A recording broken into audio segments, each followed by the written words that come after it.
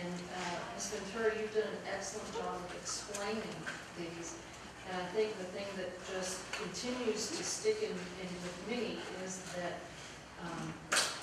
this development can happen on the north side of that property with or without us. Yes, ma'am. It can happen out there without us, and we get zero out of it. And we have no control. We can't say no to it. By law, we're unable to say no to it. But, so from my perspective, for Mr. Goldfield to say, I want to come to you and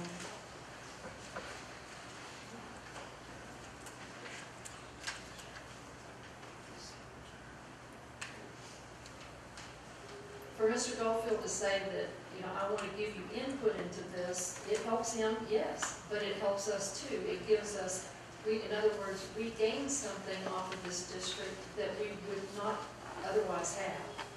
So we have bombarded you with questions and what we would like to see, and through 4 different meetings, one of which was a workshop where the public was invited. It was on our website. I think we had 6 people here. That's the setting where we do question and answer, and I think you know, we listened to every person's concern. We answered as much of the questions as we could, and so I feel like this has been something that we have fully looked at, and I've appreciated the fact that you have been able to explain in layman's terms. We don't have to all be attorneys in order to be able to understand what you're saying. So I just, at the forefront of my mind is that we still, we can say no to this. You can say we don't want to deal with you. And we can all drive by and see whatever is being built out there that we don't have any part in. But I do understand the questions, and I appreciate that. And I've been on the phone all day answering questions as well. My phone rang at 6:30 this morning too. So I think every one of us has been on the phone all day, and we're always open to questions. And I'm glad the citizens are here tonight. I appreciate you coming and showing your concern, and I appreciate the opportunity to be able to hopefully answer some of the questions as to why we're here tonight. Ms. Ventura, I know we keep repeating that this is our 4th meeting, but I think that is important to keep noting. When the issue of apartments was first brought up, of course, personally speaking, that did raise some concern for me, as I think it does for many of our citizens. You allowed input from our council as we studied, for example, Highland Village, which we know has one of the strictest ordinances in the state of Texas for multifamily. And we were able to give input as far as open spaces. We were able to give input as far as limiting the number of multi-units that would be out there, even though you could put many, many more out there without our approval. For the benefit of our citizens that are here, do you mind going into some of the things for multifamily that we have already asked for and that is being added into this? You bet. With respect to multifamily units, being a developer's lawyer, I said I'd like to do as many multifamily units as the market demand will permit, and their council said, does that mean you're going to have 140 acres of multifamily north of Turbeville?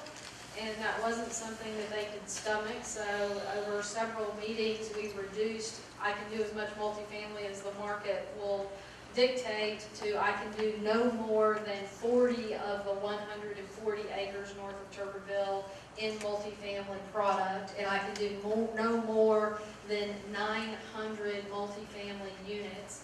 As a practical matter, multifamily developers tend to develop 250 to 300 units in a complex. As a result of the caps and limitations put in place by the council, you would expect no more than 3 multifamily complexes on no more than 40 acres. With respect to quality was a big concern, and as a result, the planning for development was amended to require open space, to require landscaping, to require screening, to require residential proximity slopes so that residential detached family units were not too close to multifamily units.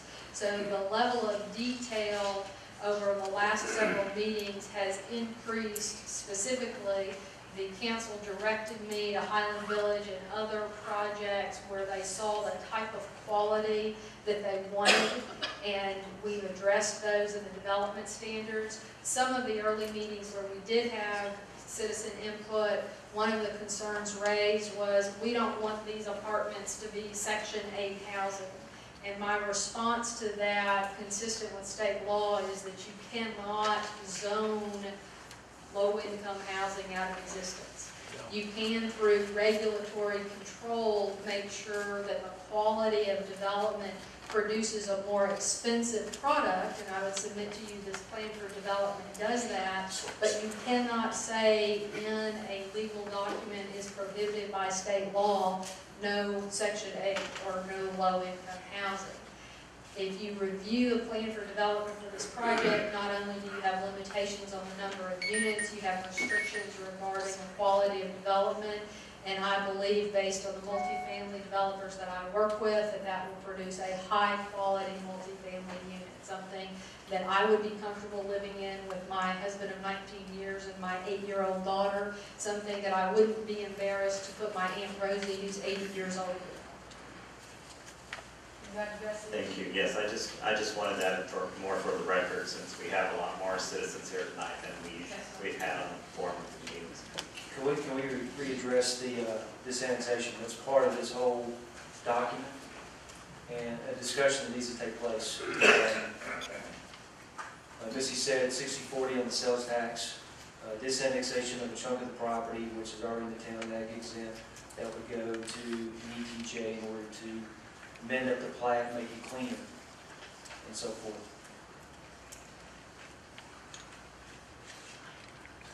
Okay, so I'm sorry, let me make sure I'm following everything completely. Today, they do not need to offer any sales tax in the ETJ. Today they're offering in this agreement 50% of the sales tax on 20 acres of land. So if we give up the... With this new piece, if we decide to go with the disannexation of a portion of the property to tie up the ends of the parcel itself, they would raise that 50 to 60% to go forward with this annexation. Is that correct, Mr.? Yes, sir. And I want to be clear, because sometimes words mean different things to different people. We're not disannexing the property from Hickory. We are releasing it from the corporate limits and placing it in the ETJ. So you would take that portion of your corporate limits north of Tuberville Road, release it into your ETJ, so that all of the land between Tuberville and 2181 could be developed in the ETJ, consistent with the development regulations and this agreement that's being considered.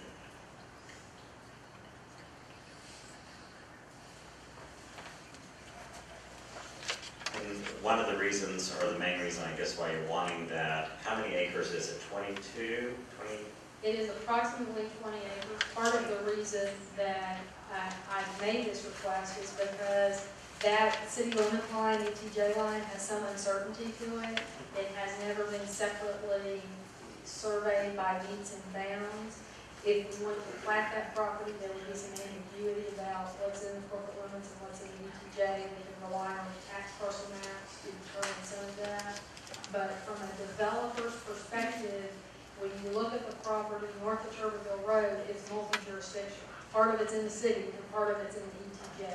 And that creates a development hurdle, not only for the property owner, but for the staff and the folks responsible for planning and enforcing regulations. Because you're saying, here I'm in the city, here I'm in the ETJ, it's just difficult to develop a multi-jurisdictional lot. Could a land swap be considered that would make it more even, keep the 20 acres, but put it where it's very evenly divided instead of jaggered, so that it wouldn't be that? That type of boundary adjustment is often handled through the flagging process. So if the council elects to maintain a 50-50 split on sales tax and keep the corporate limits north of Tuberville Road, I would submit to you that this will not be the last time somebody asks you to do this.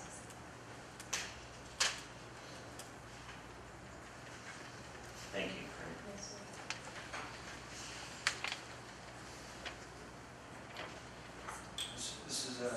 apiece, so the discussion on this. Lance, what's your recommendation?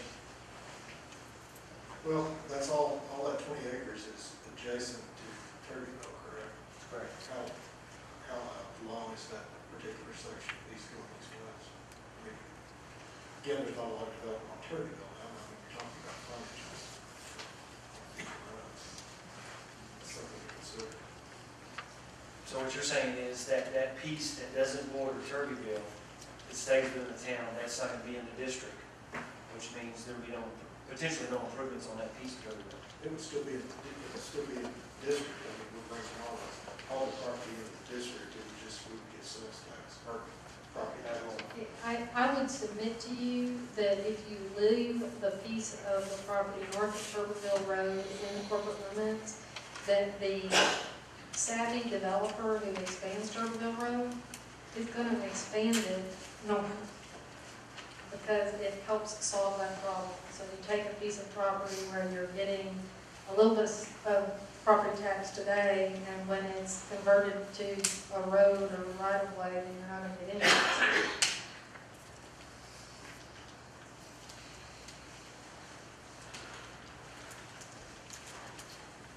Then I think the other solution would be then for the owner to go to do 100% on the sales tax to the city as a swap for disannexing the land. And an alternative would be to maintain the 50/50 sales tax and leave the property in the corporate limits, and we can arm wrestle over it another day.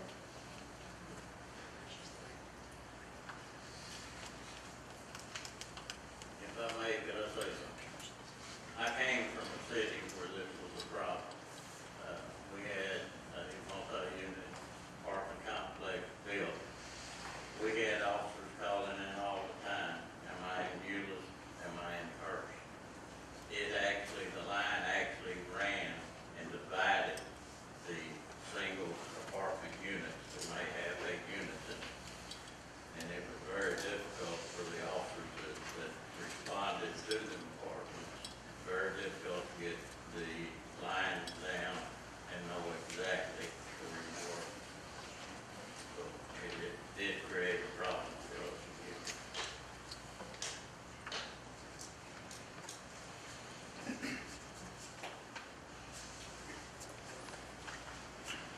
For those members of the town that joined us tonight for the first time since you've heard about this, through the flyer, through neighbors, through things like that, this is the kind of things we've been going through. You know, we're at a critical point to where there are 3 ways. Let's get to the bottom of this. There are 3 ways that this can happen on this property over there. Lance, go through the 3 ways that can happen as far as this district. Misty, would this be better for you suited to explain that while we're They here? can petition the county for the creation of a mine, and if we can't, after the expiration of 90 days, if we don't consent, they can come to us and ask us to provide water and sewer infrastructure to that property. If we can't do that, they can create the mine without us. Yeah. Or they can not create a district, they can leave the property as it is. Of course, they're going to run into, of course, it's an obstacle to get financing on a development without having a district. You have to go to a bank or to an investor, get a loan to develop it. That's why general landowners are looking to sell it, they're trying to create this. Lance, can I have a question, make sure I understand? So if we do not approve, and so they come to us and they have 90 days to request a mud district, if I'm understanding. They file a petition with us asking our consent to create a municipal utility district. And if we do not approve, then we would have to pay for infrastructure as far as sewage and water? And if we're not able, can't demonstrate the ability to do that, they can get the district created. And how much would, in your estimate, would that cost the town if they did come to us and we had to We pay? start negotiating under what it would cost to provide service to that traffic. You have to ask the engineer, I mean, it would be substantial cost. So otherwise, then they could still proceed forward, and we would not have any of our agreements, any of our good efforts that we've negotiated thus far.